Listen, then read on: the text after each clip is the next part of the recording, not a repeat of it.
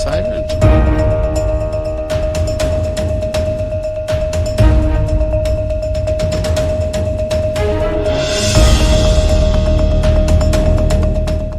Hello everyone, a very good evening to all of you. This is your mentor Arzu Kakkar, where daily we used to have this session of news analysis. उम्मीद करती हूँ आप सब बहुत बढ़िया हैं, खुश हैं, स्वस्थ हैं, things are fine at your place and you're keeping well.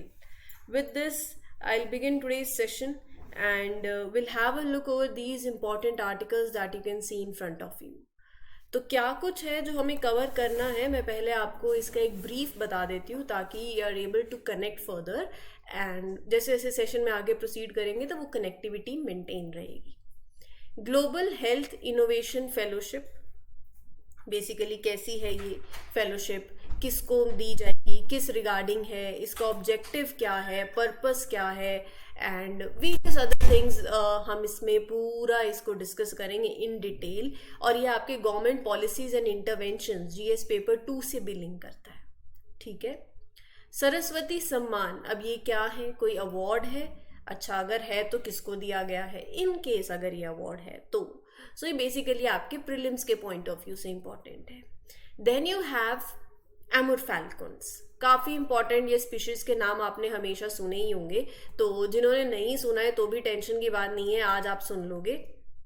इसको कवर करेंगे इन डिटेल. तो ये आपके प्रीलिम्स के पॉइंट ऑफ व्यू से वंस अगेन इंपॉर्टेंट है. ठीक है. Then you have India's methanol economy, GS के लिए, मेंस के लिए बहुत बहुत ज़्यादा रेलिवेंट, जीएस पेपर 3 से भी बहुत ज़्यादा लिंक करता है. यहाँ पर क्या फ्यूचर है, क्या चैलेंजेस हैं, मिथेनॉल क्या है, गवर्नमेंट के क्या प्रोग्राम्स हैं, वे फॉरवर्ड क्या है, कैसे हम चैलेंजेस को ओवरकम कर सकते हैं, सॉल्यूशंस क्या हैं, मिथेनॉल में ग्रीन मिथेनॉल क्या है, राइट, इसके एप्लीकेशंस क्या हैं, ये सब कुछ कवर करेंगे in detail, keeping in mind your mains perspective, क्योंकि एक एडिटोरियल रहा है जो अभी पेपर में आया था, तो that is why will take it up and this is how we are going to proceed in this lecture. So I hope you have now understood कि कैसे कैसे सेशंस चले, मतलब ये सेशन कैसे चलेगा and how we will be dealing. So अगर sessions अच्छे लगते हैं तो please mark your attendance by liking these lectures. You can share it with other friends and don't forget to subscribe to the channel as well. ठीक है. There you go with the first article, India's methanol economy. देखो, यहाँ पर सबसे पहला सवाल तो हमारे मन में यही आता है ना कि मिथेनॉल क्या है. आना भी चाहिए, जिन्हें नहीं आ रहा है तो भाई लेके आओ. ऐसे why is like the essence. आप यूपीएससी प्रिपेयर कर रहे हो ना, तो हर चीज़ में वाई ज़रूर ढूंढो. वाई, ऐसा क्यों, ऐसा क्यों, ऐसा क्यों. यही वाई पता है चीज़ों का तो आधी चीज़ें आपके हित में चली जाएंगी. NITI Aayog has prepared a very comprehensive plan. अच्छा, क्या है वो plan? That is regarding the adoption of methanol, okay, as a preferred cooking fuel in households. So I'll talk about it in detail because methanol is used for many things. तो हम पहले ऐसा करते हैं, मिथेनॉल के बारे में जान लेते हैं और फिर उसका इकोनॉमी पे क्या इम्पैक्ट पड़ेगा, क्या ये मतलब इको फ्रेंडली है, क्या ये हमारे फ्यूचर एस्पेक्ट से डील करता है, एवरीथिंग. अब मिथेनॉल एक लो कार्बन, ध्यान से सुनना सारी terms, low carbon hydrogen carrier fuel है. अब ये बेसिकली आप सिंपल टर्म्स में, मैं आपको बिल्कुल लेमन टर्म्स में बताऊं तो methanol is a type of fuel that is made from various sources, चाहे वो कोल हो, चाहे वो एग्रीकल्चर लेफ्ट ओवर हो, राइट, तो वहां से भी आता है. कार्बन डाइऑक्साइड हो from power plants, right, natural gas, this is also source. तो यहां से मिथेनॉल मिलता है. ये एक क्लियर और फ्लेमेबल लिक्विड है, that is most basic form of alcohol. तो methanol is use for many things like cleaning chemicals, keeping engines from freezing. एक फ्लेमेबल लिक्विड है तो एंटी फ्रीज की तरह, इंडस्ट्रियल सॉल्वेंट की तरह. Perhaps it is like best known for its use as an alcohol fuel in racing cars. Racing cars में, right. So यहाँ पर आप लगाओ तो एक इको फ्रेंडली ऑप्शन है, एनवायरमेंट फ्रेंडली ऑप्शन है for cooking in homes also, it is considered as one of it. Powering vehicles like cars, train, ships, अगर you can blending a small amount of like 15% methanol with gasoline, it can help us to reduce the crude oil that we import. Gasoline is simply like crude oil, आप से अगर आप confuse हो रहे हो तो that is crude oil only, right. तो methanol के एप्लीकेशंस क्या हैं? एक ऑल्टरनेटिव फ्यूल है, आप इसको ब्लेंड कर सकते हो विद क्रूड ऑयल, इंपोर्ट कम होगा, राइट। और आप उसमें ऐड करोगे, ब्लेंड करोगे तो it will improve combustion, emissions जो है वो भी रिड्यूस होंगी, and it can be also use in the production of biodiesel. ये सारी बातें अभी आगे आपके सामने आएंगी। ये देखो, low carbon hydrogen carrier fuel है नेचुरल गैस से, और एग्रीकल्चर रेजिड्यू यहाँ से ये आता है, कलरलेस फ्लेमेबल लिक्विड है, it is the simplest alcohol, और ये इसके रेसिंग कार्स में और अलग अलग जगह पर जहाँ ये यूज होता है। और इसके और एप्लीकेशंस की बात करते हैं पहले तो थोड़ा सा और। बायोडीजल की प्रोडक्शन में वो भी मैंने आपको बता दिया। मिथेनॉल एक सॉल्वेंट की तरह भी, मतलब methanol is like helper liquid that is use in making many different things like medicines and paints, right. तो एक एंटी फ्रीज की तरह भी काम करता है मिथेनॉल, और it serves as a crucial feedstock for the production of various chemicals, acetic acid हो गया और फॉर्मेल्डिहाइड हो गया। तो बेसिकली यहाँ पर मिथेनॉल का बहुत ज्यादा एप्लीकेशंस है, ठीक है। ग्रीन मिथेनॉल क्या है फिर, वो भी पता होना चाहिए। मिथेनॉल तो समझ आ गया ना, what is green methanol? Green से समझ आ ही रहा है कि कुछ तो एनवायरमेंट फ्रेंडली हो गया यहाँ पे, है ना। जनरली मतलब ये चीज तो अपने माइंड में डाल लो। So green methanol is a methanol that is produced renewably and without polluting emissions. One of its variant being generated from green hydrogen. Basically, imagine karo, green methanol is like a special kind of fuel that is made in very eco-friendly way. Instead of using मतलब ऐसे like oil, we can use clean methods to create it. Like one of these methods involve green hydrogen, जो हमें पता है जो environment को harm नहीं कर रही. So ये जो green मिथेनॉल है, ये एक इको फ्रेंडली फ्यूल है, right. Green methanol can be use like regular fuels, लेकिन यहाँ पर बहुत कम पॉल्यूशन होगा। एक ग्रीनर ऑप्शन है for places where we struggle to reduce the pollution, जैसे बिग शिप्स हो गई that sail across the ocean, right. तो green methanol is like cleaner, more earth friendly fuel that can help to keep our air, water clean when we use it in vehicles also, and that too like ships, ठीक है। तो इसके benefits क्या हैं? Green methanol के benefits क्या है, मैं प्रोग्राम पे बाद में आऊंगी, पहले हम इसके बेनिफिट्स पे आते हैं। मिथेनॉल को प्रोड्यूस किया जा सकता है at a lower cost, right, as compare to other alternative fuels. मतलब ये एक आप लगाओ इकोनॉमिकली वायबल ऑप्शन है, क्योंकि कॉस्ट कम है, पहला पॉइंट। यहाँ पे आप लिख लो चाहे benefits of methanol, lower cost. और क्या हो सकता है? Methanol has a very lower risk of flammability as compare to crude oil. तो मतलब it is less likely to catch fire as compare to crude oil. तो मतलब ये it is safer when we can use it in certain situations. फिर उसके बाद तीसरा, environmental benefits भी है, नो डाउट। वेन प्रोड्यूस, अगर आप इसको ग्रीन हाइड्रोजन से प्रोड्यूस कर रहे हो and with carbon capture technologies, तो methanol can contribute a lot in the reduction in greenhouse gas emissions and air pollutants. तो एक एनवायरमेंट फ्रेंडली ऑप्शन भी हो गया। We can use it as energy source, तो obviously it will have less pollution, we will have less of gases will be there that will warm our planet, so environment में भी help कर रहा है। bad emissions को तो control कर ही रहा है, no doubt at it, emission control हो जाएगा उससे। methanol is very easy to deal with, मतलब to move around at normal temperature and pressures, right। तो आप इसको handling और transportation भी इसका it is very compatible with this existing infrastructure, तो it is easy to transport also, तो ये भी हो गया।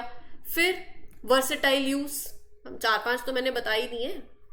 वर्सेटाइल यूज हो गया इसका, मैंने बहुत से एप्लीकेशंस बताए आपको, है ना। तो ये सारे इसके बेनिफिट्स हैं। अब नीति आयोग का ये मिथेनॉल इकोनॉमी प्रोग्राम क्या है? ये इनिशिएटिव है, राइट, जिसका एम क्या है?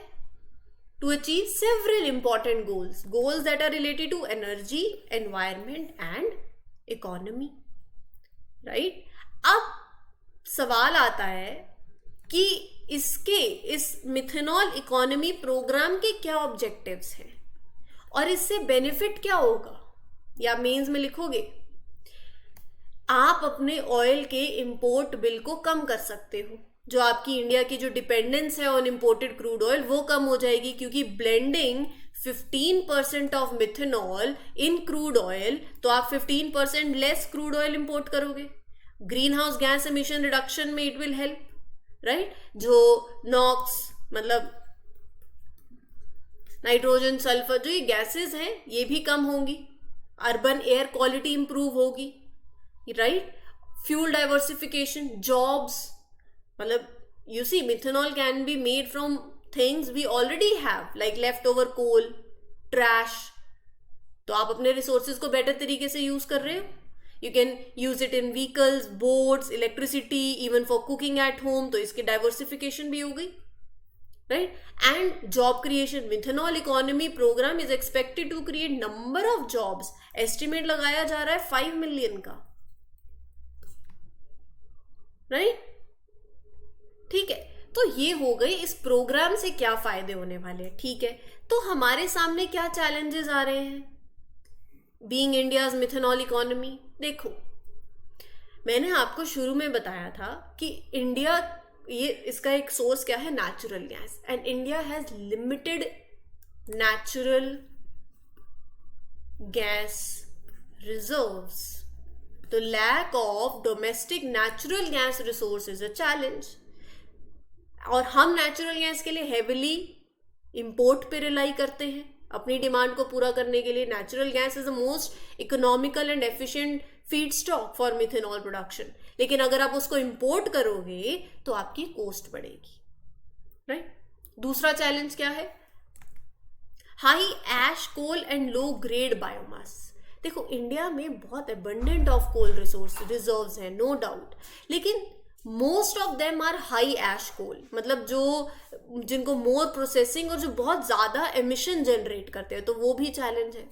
India has a similarly large potential for biomass conversion also, तो आप बायोमास से मिथेनॉल कन्वर्जन, उसमें भी पोटेंशियल है, लेकिन जो बायोमास का क्वालिटी है, अवेलेबिलिटी है, उस पर थोड़ा सा दिक्कत है, राइट। तो ये सारे फैक्टर्स जो हैं ये टेक्निकल चैलेंजेस भी साथ में लेकर आते हैं, इकोनॉमिक चैलेंजेस भी साथ में लेकर आते हैं। आप इसमें इंफ्रास्ट्रक्चर ऐड कर लो, lack of infrastructure and policy support. देखो, इंडिया के अंदर we lack necessary infrastructure for methanol की प्रोडक्शन, मिथेनॉल की डिस्ट्रीब्यूशन, उसका स्टोरेज, उसकी यूटिलाइजेशन, मतलब कोई भी आप लगाओ, एग्जाम्पल देती हूँ, तो कोई भी डेडिकेटेड पाइपलाइंस नहीं है। ये क्या है? ये एक चैलेंज है। कोई डेडिकेटेड पाइपलाइन या टर्मिनल नहीं है for methanol transport, no blending facilities और dispensing stations for methanol fuel नहीं है, देयर आर नो स्टैंडर्ड्स और regulations for methanol vehicles, right. So there is lack of policy support also, incentives methanol producers के लिए there is also lack of, right. So these are certain challenges in this direction. Lack of awareness, देखो India में population बहुत ज्यादा है with different preferences, लोगों की population में बहुत, मतलब जितनी हमारी पॉपुलेशन है उसके हिसाब से अलग अलग प्रेफरेंसेस हैं, एनर्जी कंजम्पशन की हैबिट्स अलग अलग हैं। तो अवेयरनेस और एक्सेप्टेंस, पहले तो अगर मैं अवेयर भी हो गई हूँ तो एक्सेप्टेंस भी बहुत ज़्यादा ज़रूरी है among the public and stakeholders about the benefit, right. So we need to address all these things. तो अच्छा ठीक है, सब समझ आ गया, तो फिर भैया सोल्यूशंस क्या है? Now we have to address certain solutions in this direction. Solution आप सोचो, क्या solution आप सोचते हो? क्या आता है माइंड में अगर मैं solutions की बात करती हूँ तो? What are the solutions to boost India's methanol economy? Research and development efforts. Don't you think? उसको और ज्यादा स्ट्रॉन्ग करने की जरूरत है। ये 3-4 हैं, आप हर जगह लगा सकते हो। research and development, partnership with academic institutions, industry experts, government agencies. Environmental impact assessments are very essential to ensure that these new processes are sustainable.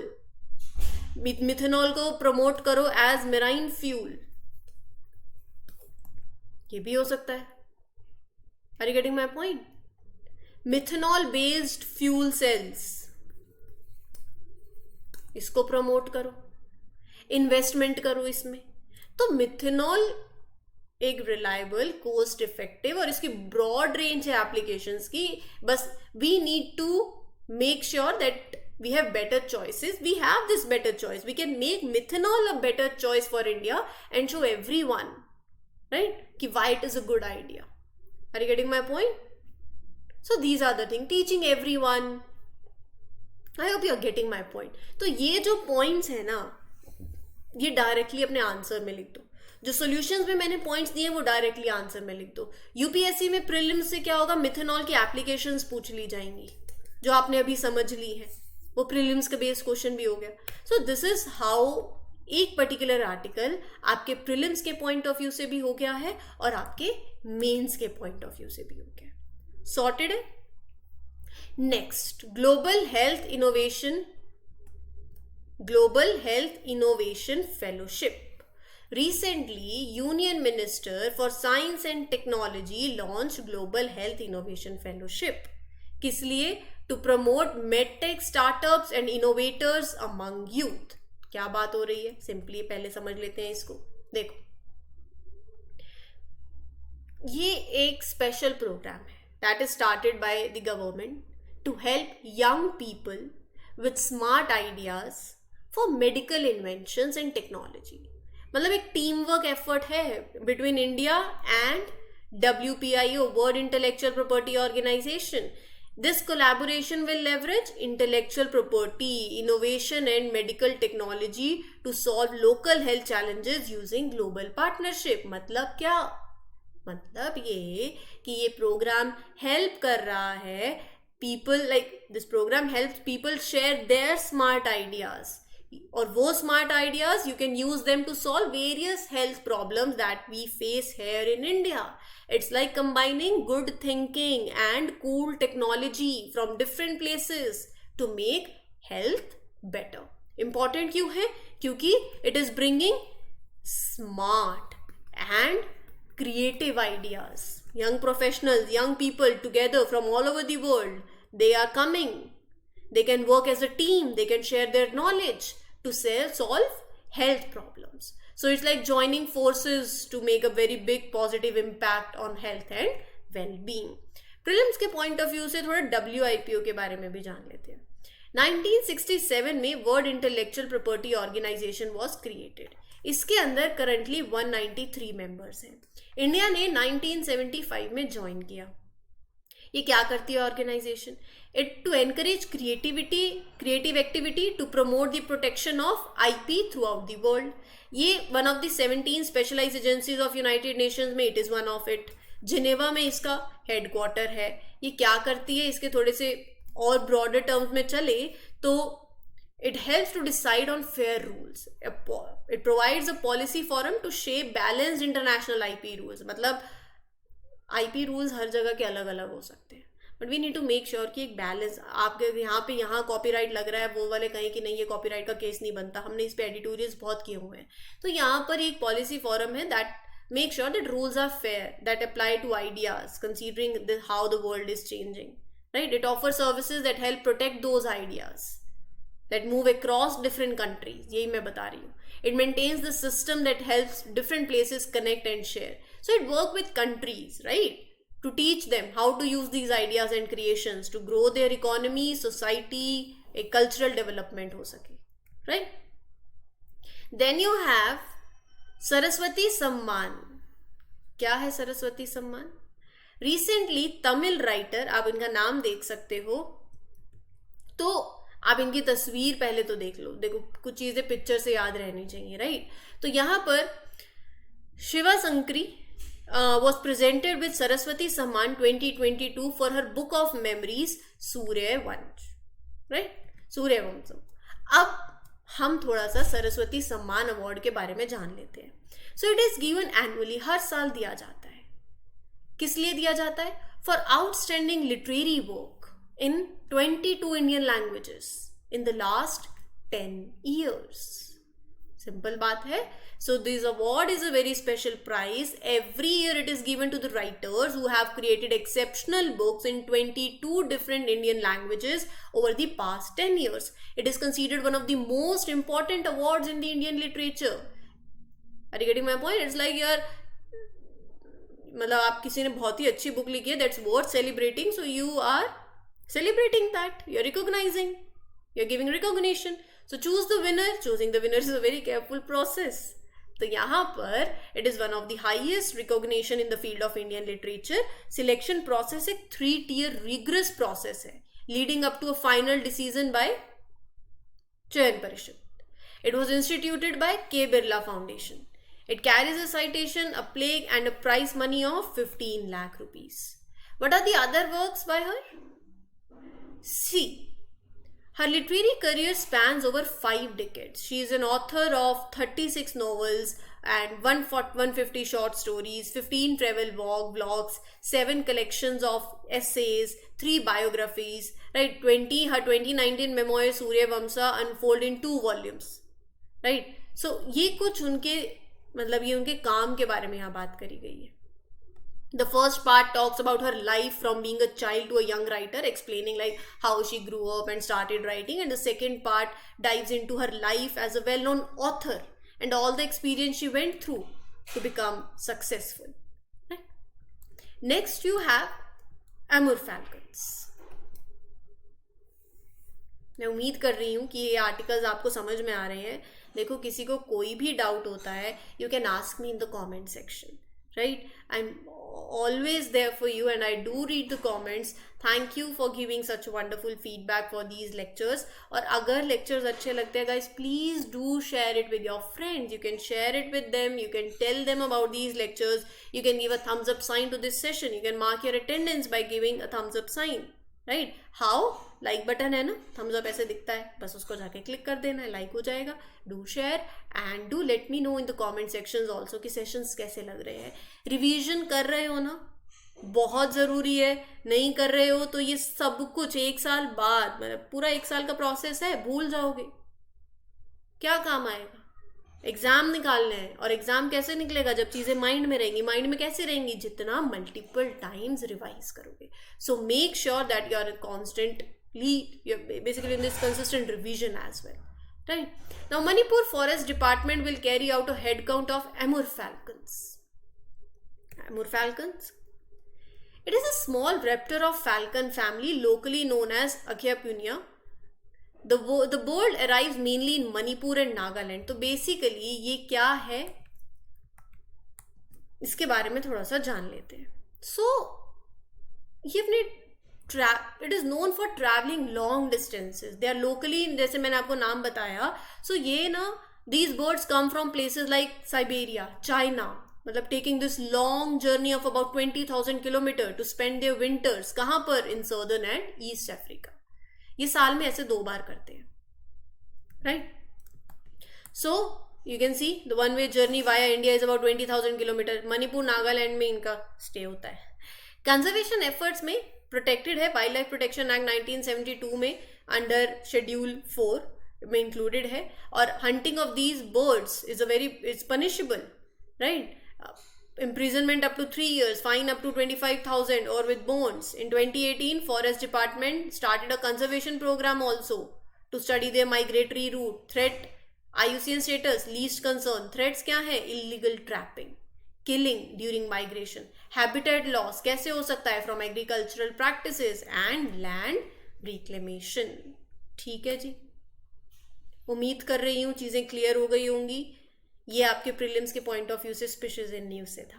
So will meet you tomorrow with other important articles. आज के session के लिए इतना ही. This is your mentor Aarzoo Kakkar signing off. Happy learning everyone. All the best. Take care. Good luck. Good wishes.